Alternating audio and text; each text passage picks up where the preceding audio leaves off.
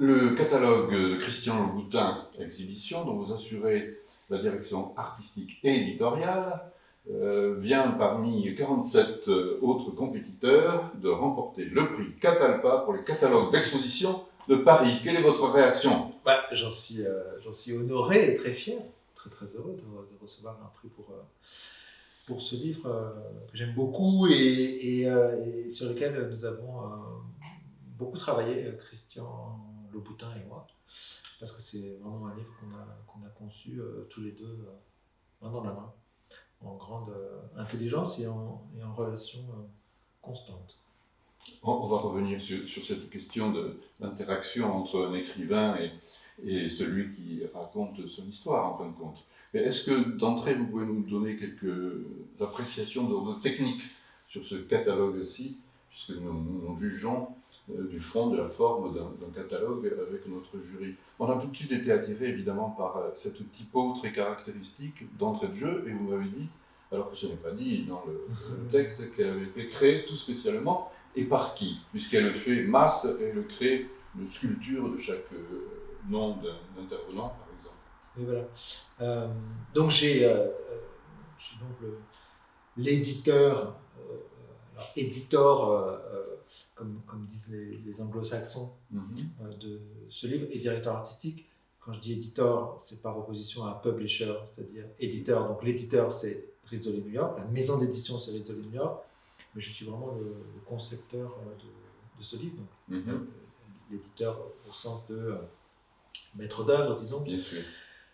C'est une commande de Christian Louboutin, c'est le 3e livre que je fais avec lui, Oui. Peut-être qu'on en parlera plus tard, c'est un ami proche, et toutes les fois que Christian est confronté à la question d'un livre à faire, il se confirme. Voilà. Et moi-même, je me confie, et je confie les clés du livre, en quelque sorte, à une agence de graphisme, oui, avec qui je travaille depuis longtemps et qui s'appelle Oui, W-E-W-E, et en l'occurrence à Marine Gilles, qui est l'une des associées de Oui. Et Marine, avec ses collaborateurs, voilà, donc j'ai fait ce livre avec elle et avec eux. Et donc ils ont créé en effet cette typographie pour les titrages, pour les titres. Donc ce qui se trouve en couverture, mais également en tête de chaque témoignage, on va dire. Non, enfin chaque objet. Oui. Donc je ne sais pas si on voit là. Oui.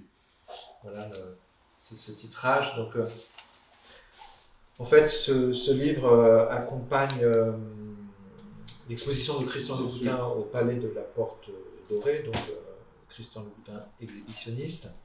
Et c'est vraiment un cabinet de curiosité. Christian a rassemblé et s'est exposé dans le musée un certain nombre d'objets et d'œuvres d'art qui sont importants pour lui. C'est comme un autoportrait à travers les objets et les œuvres d'art qu'il aime. Il en possède certains, d'autres pas. Ce sont des œuvres, des objets qui le fascinent. Et donc le catalogue, c'est vraiment ce livre sur cette collection d'objets, donc rassemblés au musée de la Porte Dorée, au Palais de la Porte Dorée, pour le temps de cette exposition. Et donc, le Palais de la Porte Dorée, monumental, etc., art déco, a amené Marine et ses collaborateurs chez Oui à en effet dessiner cette typographie assez comme ça, art déco, monumental et tout ça. Et elle a vraiment été spécifiquement conçue pour le livre. Voilà. Alors, ce que j'ai apporté donc en termes de conception, c'est que donc il y avait cette question des objets présentés, mais j'avais dit à Christian, c'est quand même bizarre un livre qui t'est consacré et dans lequel on ne trouverait que des objets, la plupart anciens ou des œuvres d'art, accompagnés donc d'un texte qui explique pourquoi Christian est attaché à ces objets, et puis à chaque fois un dessin de souliers inspiré de l'objet de l'œuvre d'art. C'est vraiment le lien entre la culture de Christian, son amour pour les objets, voilà, son goût d'esthète et la création de ses souliers et sa production de chaussures. Donc, à chaque fois, mettre en relation un objet et le dessin d'un soulier. Et j'ai dit à Christian, quand même, c'est dommage qu'il n'y ait pas de photographie Bien sûr. de souliers. Voilà. Et donc, j'ai convaincu Christian de passer commande à un photographe d'une série d'images autour de son travail de chausseur. Et donc, Christian m'a fait un brief sur ce qu'il voulait. Je ne vous dirai pas lequel, mais c'était un brief comme ça, très inspiré et en même temps assez indécryptable, donc en tout cas assez difficile à interpréter, mais je me suis fait le traducteur, parce que je connais bien Christian, auprès de Marine, Gilles, chez Oui, et on a commencé à faire une recherche, et on a identifié quelques photographes. J'ai fait un book, et j'ai présenté à Christian les 2-3 photographes qui nous semblaient pouvoir répondre à cette commande. Et il a choisi Jean-Vincent Simonet, qui est un jeune photographe, très très brillant, dont j'adore le travail. Je remercie Marine de l'avoir trouvé parce que je ne le connaissais pas. Et dès lors, j'ai longuement briefé Jean-Vincent sur ce que nous souhaitions. Donc je l'ai appelé, il était ravi. C'est vraiment une commande qui tombait un peu providentielle, qui tombait du ciel. Et j'ai expliqué vraiment à Jean-Vincent ce qu'on souhaitait. Christian et moi, on a fait une liste des souliers qu'il souhaitait que Jean-Vincent Simonet photographie. Et dans une esthétique et dans une énergie comme ça, très pop. Ah oui, très poussé. Les couleurs sont très électriques, très musicales. Les gros plans. Voilà. C'est formidable. Ça fait de beaux cahiers éblouissants. Voilà. Certains parmi nous disaient champagne. Voilà. Et donc, en fait, ce que j'ai proposé à Christian, c'est de faire une sorte d'alternance entre ces photographies de Jean-Vincent Simonet imprimées sur un coucher brillant, un très beau billet couché avec un vernis, et la partie catalogue raisonné, disons, ou cabinet de curiosité avec les objets sur un papier Bible. offset.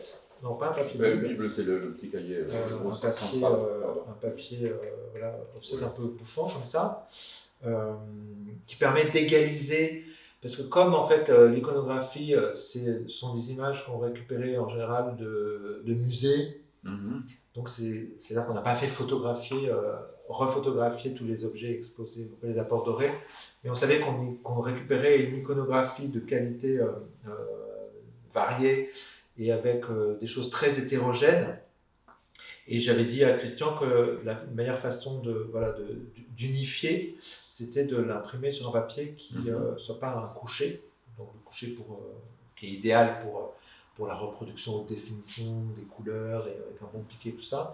Et puis par ailleurs, comme ces cahiers devaient accueillir les dessins de Christian, les dessins de souliers, et que ces dessins sont eux-mêmes dessinés sur papier canson, l'idée c'était de se rapprocher du support originel des dessins de Christian, et donc d'avoir un papier comme ça qui se rapproche presque du canson. Et d'avoir comme ça une alternance entre les cahiers très brillants. Et donc en fait le livre est interrompu plusieurs fois par comme ça l'explosion pétaradante comme ça des photographies de Jean-Vincent Simonet. Et puis donc ces lectures sont accompagnées comme ça par ces motifs de tapisserie qui viennent de l'exposition. C'est-à-dire qu'à un moment dans l'exposition, il y a la reproduction du salon d'une vieille dame anglaise. Et donc Christian a fait dessiner des toiles de Jouy inspirées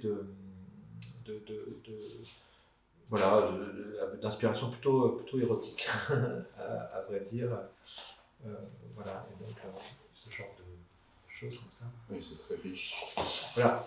Et quand même, je me suis dit à un moment, et je m'en suis ouvert à Christian, que c'était vraiment dommage que, puisque c'est un cadavre d'exposition, qu'il n'y ait pas de présence plus directe de ce que serait l'exposition dans le livre.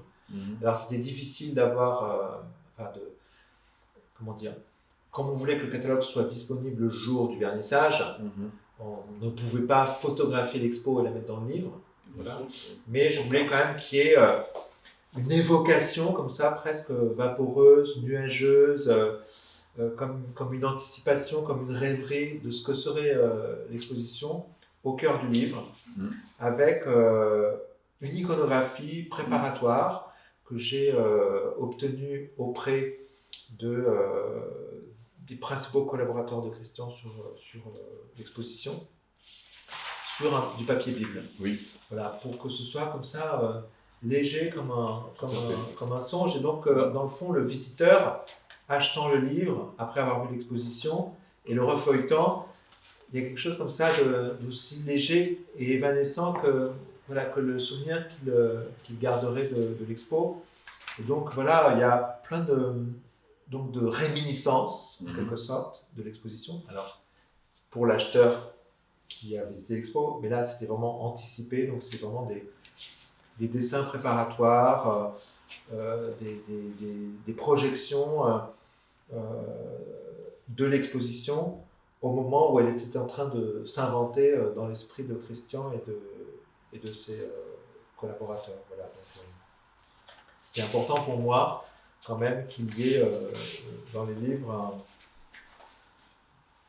des allusions au cœur de l'exposition, parce que le cabinet de curiosité, ce n'est qu'une partie de l'exposition du palais de la Porte Dorée. Donc là, il y a le palanquin avec le soulier de cristal. Là, il y a les broderies qui sont sur le palanquin. Une maquette du soulier de cristal. Là, il y a le temple du Bhoutan. Donc ça, c'est dans l'exposition. Voilà, le temple du Bhoutan ici aussi. Voilà, et puis Christian qui se met en scène pour expliquer comment on fabrique. Donc il s'est fait faire une petite vidéo. Voilà. Donc il y a donc 3 papiers. Un papier couché, verni pour les photos de Jean-Vincent Simonet, l'offset pour les objets accompagnés des dessins de souliers, et puis ce papier Bible, ça très nuageux et neigeux presque, vraiment au cœur, et vraiment pile au milieu du livre. La couverture, en fait, c'est une matière, moi je souhaitais quelque chose d'assez... c'est tissu presque. Ouais, c'est du tissu moiré.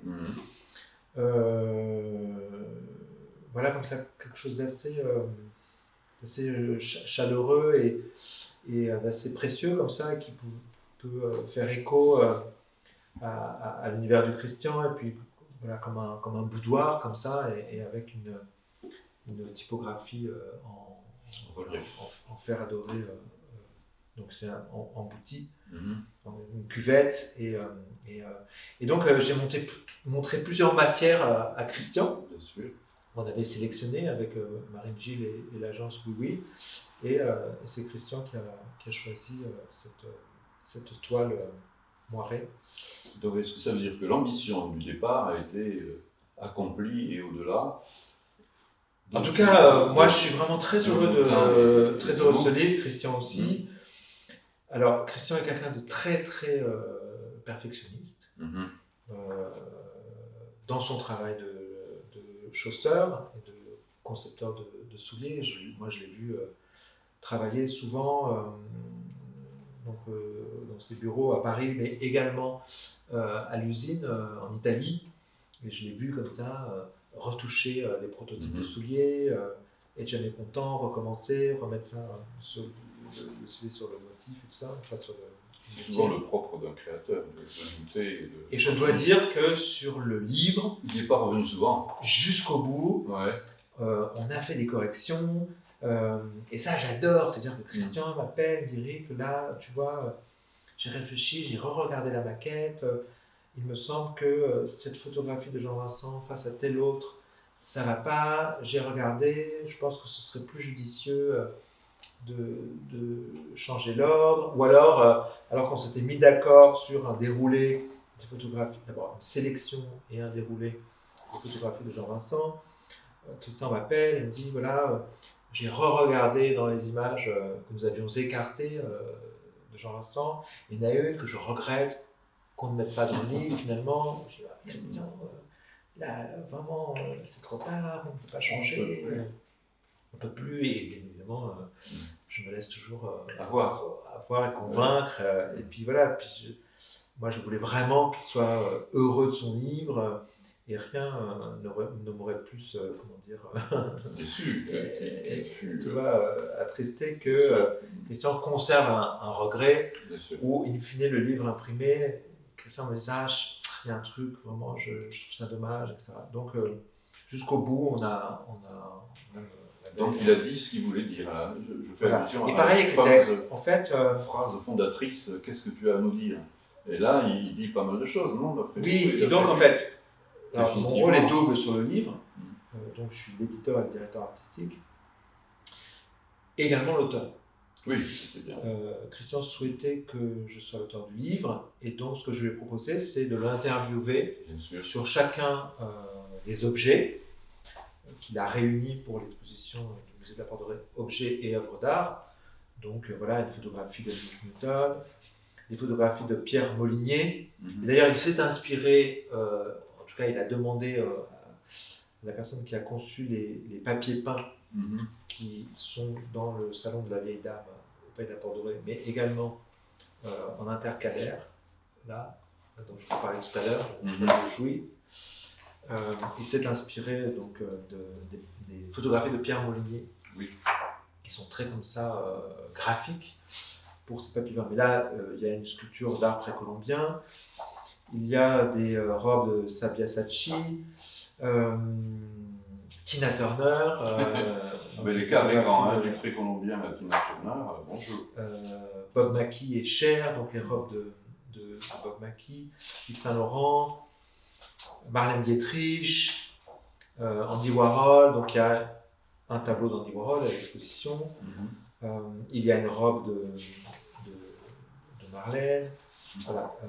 Donc j'ai interviewé Christian sur chacun de ces objets, chacune de ces personnalités et icônes qui l'ont inspiré et nourri, parce que Marlène a beaucoup inspiré Christian, Andy Warhol l'a inspiré, Bob Mackie l'a inspiré, Cher également,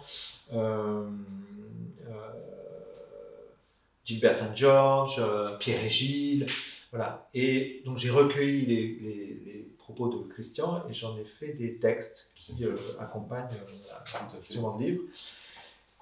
Et jusqu'au bout, donc j'avais donné une version papier à Christian, il me faisait des corrections, il me le renvoyait, j'intégrais les corrections, on parlait, je modifiais des choses, il y a des trucs qu'il avait oublié de me dire, que je rajoutais, etc.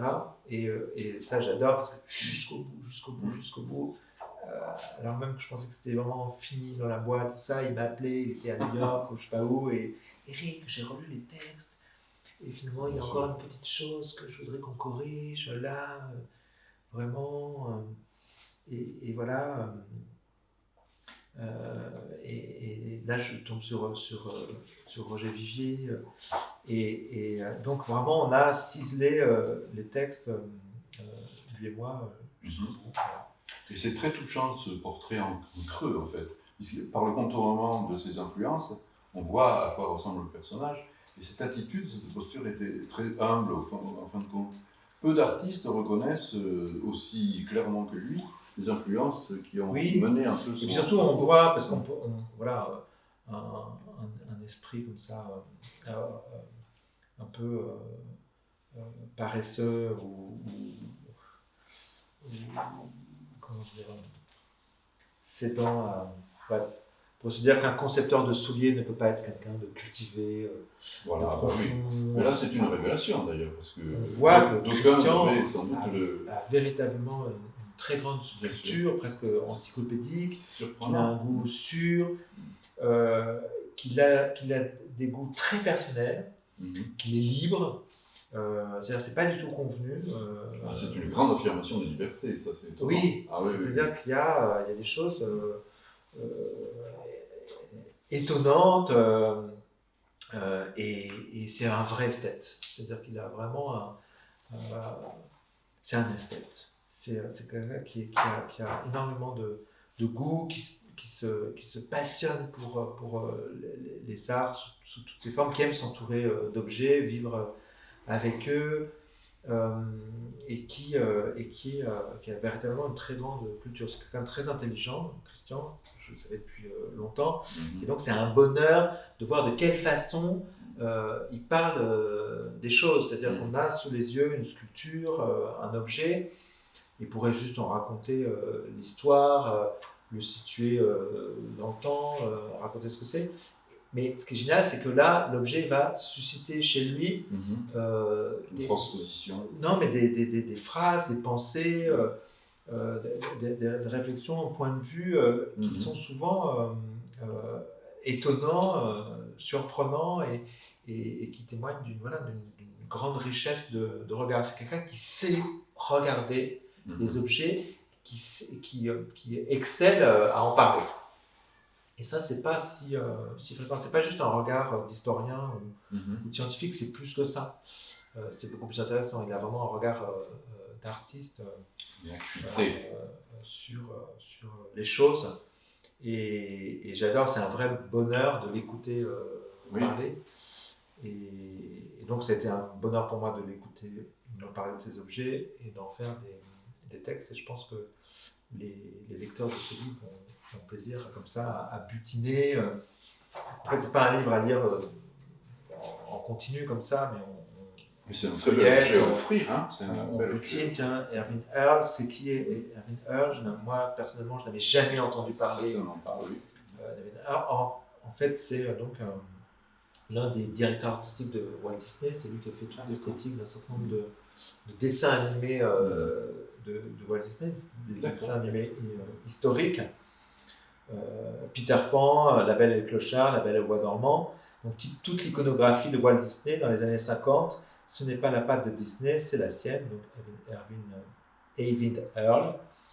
Et il n'était pas mis en avant par les studios. Et donc, il se trouve qu'Irving Earl est ensuite devenu peintre, artiste. Et Christian adore les tableaux d'Irving Earl, il en a acheté. Voilà. Donc on découvre comme ça des artistes comme James B. Gould par exemple. Non, ce sont de belles découvertes. Et pour parler en général d'un catalogue, vous, l'éditeur, l'écrivain, à quel moment vous estimez qu'un catalogue est réussi? Est-ce que vous avez des références dans le domaine? Est-ce qu'il y a des choses qui font un livre d'art, un livre d'art. Pas que des oui, le livre d'art, bien sûr. Des catalogues. En quoi? Je sais pas, c'est quelque chose à un moment, on retravaille, on corrige, et puis Marine me renvoie le PDF, et puis sur mon ordinateur, ou alors je le fais imprimer, et puis voilà, je regarde, je tourne les pages, et à un moment, je juge qu'il n'y a plus de correction à faire, que le livre est abouti. On a beaucoup travaillé sur la... En fait, ça fonctionne, il y a deux choses. Il y a la double page, l'unité de base, c'est la double page, c'est-à-dire qu'on passe en revue chaque double page, et on voit si la double page elle est réussie, équilibrée. Et donc ça, on a beaucoup travaillé. C'était difficile de faire cohabiter les œuvres ou les objets de Christian avec les dessins de Soulier, et donc souvent, et le texte. Donc il y avait la titraille, avec cette typographie créée par Louis, les dessins de Soulier, l'œuvre et le texte. Et là, on voit bien que c'est équilibré, il n'y a rien à faire. De manière générale, en feuilletant, on ne trouve aucune faiblesse, la tension est toujours... L'idée, c'était vraiment chaque double page. Et puis, mettre en exergue une phrase, vraiment en gros, et donc examiner chaque double, là, équilibre, donc c'est vraiment, il y a une dimension plastique, et vraiment c'est pas facile de faire cohabiter texte, titraille, illustration et dessin de Soulier. Donc ça c'est Parce qu'à un moment, les choses flottaient, on a l'impression que c'était lâche. D'ailleurs, au début, en fait, les dessins étaient sur un fond, mais j'ai demandé qu'ils soient détourés. Donc c'était plus cher, il a fallu que je convainque Red de New York d'accepter Parce qu'au début, il y avait vraiment, on voyait le dessin, il y avait le bord. Comme un cadre. Oui. Voilà, c'est-à-dire on avait scanné les dessins de Christian et on voyait il y avait une différence de teinte entre le papier du livre et le papier du dessin. Et c'était trop lourd, ça ne marchait pas. Il y avait un truc. Donc j'ai dit à Marie, il faut détourer les dessins comme si Christian avait dessiné sur le livre. Papier, ouais. Voilà. Et par exemple, ça, je me souviens, c'est une double qui a été très très très difficile à. Parce que les couleurs, donc on a dû unifier les couleurs, c'est-à-dire que c'était vraiment 3 photographies différentes avec des chromies différentes qui luttaient entre elles. Il y avait un truc un peu disparate comme ça qui marchait pas. Il y avait plusieurs dessins de souliers, donc finalement on en a mis qu'un. Pareil pour le choix des photos. Là. Donc voilà, ça c'est vraiment un gros travail pour que chaque double page soit harmonieuse. Et puis après, il y a la succession des doubles entre elles. Donc l'économie générale du livre, c'est-à-dire qu'est-ce que ça raconte de passer d'une double à l'autre, d'un objet à l'autre. C'est vrai que moi j'avais fait un premier ordre comme ça.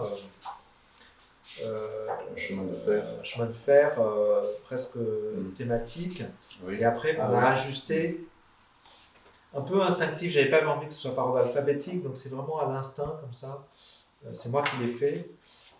Et après, on l'a rectifié parce que voilà, dans le déroulé général du livre, il fallait quand même quand on feuillette le livre comme ça, ça fonctionne.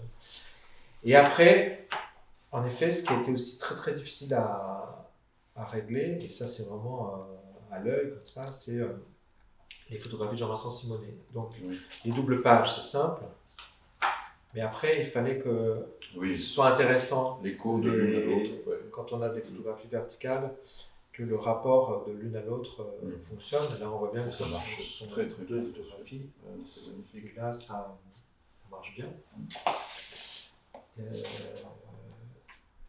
Voilà, cette double est parfaite. Voilà, donc quel travail. pour répondre à votre question, à un moment, par exemple j'adore cette double, il y a vraiment une dynamique entre les deux photographies, quelque chose qui se répond bien en termes de mouvement, d'énergie, mais aussi de couleur. Là on voit, et donc je suis, je juge de ça avec d'abord seul, j'en parle à Marine, Gilles, de l'agence Oui, et puis après je montre à Christian qui lui-même a un point de vue, et donc je dialogue avec Christian qui demande des modifications, et donc si je suis d'accord, je dis oui, si je suis pas d'accord, j'essaie de convaincre Christian qu'il a tort, parfois il se laisse infléchir, d'autres fois non, et auquel cas on remet sur le métier jusqu'à ce que tout le monde soit content. Et ce qui est le cas aujourd'hui, et qui va avec votre fierté, si je comprends bien, d'avoir réalisé ce projet, non ? Oui, et c'est le 3e livre que je fais avec Christian. J'en ai fait un tout premier hors commerce en 2001, et qui correspondait à peu près, qui correspondait aux 10 ans de sa maison. Puis un pour les 20 ans aussi. Un pour les 20 ans, en 2011, et puis celui-là pour accompagner son exposition au Palais d'Apport Doré. Alors rendez-vous au prochain. Mais j'espère qu'il y aura, que j'aurai l'occasion de retravailler avec lui, parce que c'est un très très grand plaisir. Merci, Eric Renard. Et merci de nous avoir accordé ce. Il vous revient. C'était quasi unanimité du jury. Merci encore. Merci à vous.